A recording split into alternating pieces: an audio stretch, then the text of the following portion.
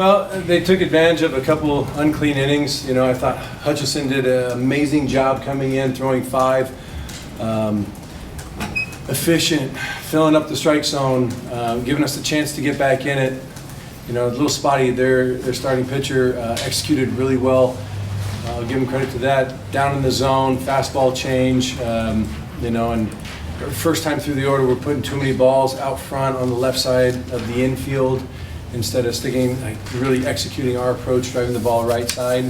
Difficult, yes. When a guy has a good changeup and he's down there, but we got to do a better job of that. And you know, all in all, couple innings with crooked numbers. We got to clean those up. All brought on by free bases, and so you know, obviously, limiting damage in those situations is paramount. But you know, obviously, tough outing for Eric to go not be able to fill up the zone. Sure, he's under 30 pitches, so we are going to see him again this tournament. And my other piece that we had shared with the team, you know, everything that we've gone through this year, then it must be this way. To really make a statement and to do something special at the end of it all, if it means going through and now needing to win all those other games, well, sure, then why not? And that makes for a better story, that makes for bigger memories, and so now we get the opportunity to battle back and show everyone what we're really capable of doing. We have the right guys to do it, you know, and it's baseball. If you lose a game, how do you rebound? And so playing loose, playing confident. There was some tightness, I guess, as a whole. But now that first game's out of the way, we can reset right there and go out and do what we're supposed to do. Gavin, how would you describe facing their pitcher and what made him so difficult, A, and then B, just could you describe the mindset of the team right now? Yeah, like Mitch already said, executed some good pitches and kept the ball low most of the day, and we failed to make adjustments on the fly. I think a little bit too late, but yeah, I think the team mindset right now is we got to keep it pitch to pitch, make sure we're winning each pitch and focusing and being where our feet are. So I think that's huge going in the next day, and it's not about what team is the better team. It's the team that plays better on that given day that's going to win that ball game. So knowing that and putting our best foot forward. Mitch, 16 strikeouts today. How do you explain that? And do you think the 2 weeks off became a negative? I don't think the 2 weeks off was a negative at all. I thought it got our legs underneath us a bit, and we still had, I mean, each guy last weekend had 10 plus at-bats on the weekend. Still had very competitive practices, so I don't think it's any of that stuff. I think quite possibly a little bit of jitters from the postseason and being able, like the expectations to go out and do that maybe a little bit.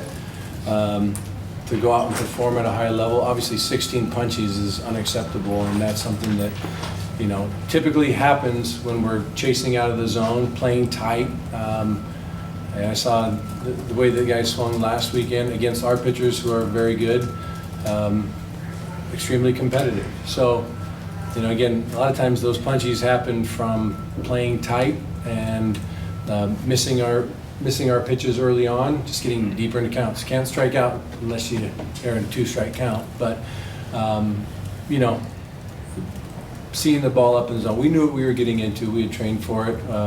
You know, as soon as they announced their starter, we just did not execute today. Yeah, kind of 1-9. You guys seem frustrated with the strike zone. I'm curious, what did you guys see? What did the ump tell you guys about some of those calls there? Yeah, to be honest, I didn't really notice the strike zone too much. If the dugout was chirping a little bit, but I thought the strike zone was overall fair enough for us to go out there and compete. I wouldn't say the strike zone is a variable there. AJ, you seem emotional, obviously, right now. I'm curious, what did that outing mean for you right there to, you know, come out there and have a career high in innings? I mean, it meant a lot, especially like Eric doesn't have his greatest stuff, and just to come out there and do whatever's asked of me. I feel like that's kind of been my whole career here, and just continue to, if Dor gives me the ball, run for it for as long as I can, and I feel like I did that as best I could. Mitch, what did you see from Eric? Did he seem too amped up? Did he just seem too loose. What did you see from him? It was just erratic today. I mean, hitting a couple guys and walking one in a short stint when you go into the game, like it happened pretty quick, right? Where the runners were filling up the bases and just wasn't commanding it. And so you could tell from the body language, it wasn't like he wasn't feeling it, and that's why we had to get Hutch down there quick. And he's a fireman, man.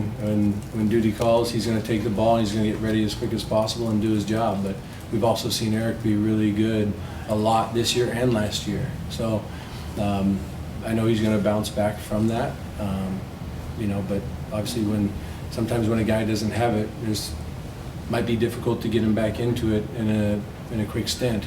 So that's why we're a team. That's why we pick each other up, and the next guy's got to take the ball and go about his business.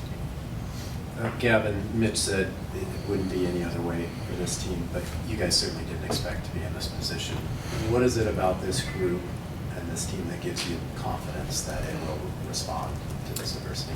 Yeah, I think we've had a lot of bow and arrow effect moments this year, where we kind of have something like this happen, and then we kind of shoot forward and learn from our mistakes and have a lot of success. So I hope that'll happen, and that's what I kind of see with this team and the mindset going into this is it's nothing that hasn't happened before this year. So it's we've been doing it all year and might as well keep doing it. So.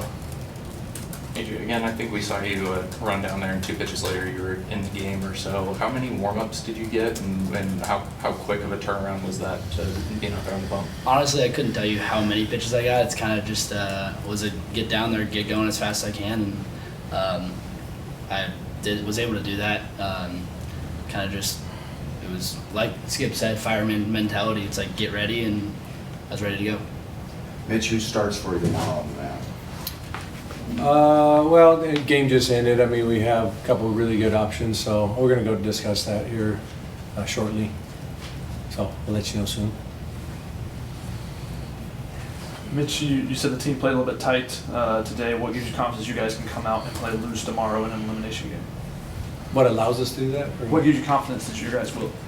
Oh, I've been around them a lot, and like guys for, maybe 3 years here, but several years prior to that, and watch these guys battle top to bottom. So, I look at it again, right after you lose a game, like what's your response to it? And as we sat there and talked about it, the first thing that came to mind of, yeah, let's do it. Why not? Like, there's never been a hardship that has come our way that we haven't reached out with open arms and said, let's do this thing. And I've seen many times, not only with this group and how we practice and how we compete over the years, but just the tradition of Oregon State to always bounce back. And so it's silly when people see hardship and then think, woe is me. We don't have time for that. We're playing tomorrow morning, and we get that opportunity. And so I'm not, I guess that's not part of my makeup, is to start thinking about, like, are we going to or not, that there's only one way to go about it. And so right now it's go prepare for tomorrow, line up the arm, and I think we all have a good idea who's going to throw for us tomorrow. But any of those guys, I'm pretty positive that Hutch is going to say, I'm good for whatever you need tomorrow. Not putting words in your mouth, but, not saying that's going to happen, but that's the mentality that these guys always take. And it's hard because unless you're sitting in there at practice every day, and unless you're in the clubhouse with everybody, it's really hard to understand or see. But when you're around these guys each and every day, and they inspire you to go be a better man as well, what I've always wanted for them, and I think what any real coach has ever wanted for their players, is to grow and become men and leaders.